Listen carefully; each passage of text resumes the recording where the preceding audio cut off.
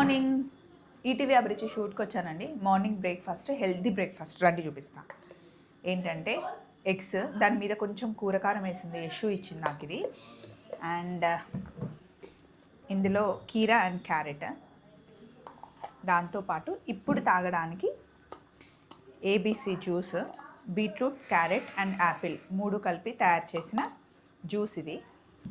ఇదేమో pineapple juice, యమ్మీ ఉంటుంది. ఒక పైనాపిల్కి 1 గ్లాస్ జ్యూసే వస్తుంది. నో షుగర్, నో ఐస్, ఏం యాడ్ చేయం, జస్ట్ పైనాపిల్ జ్యూస్ అనమాట.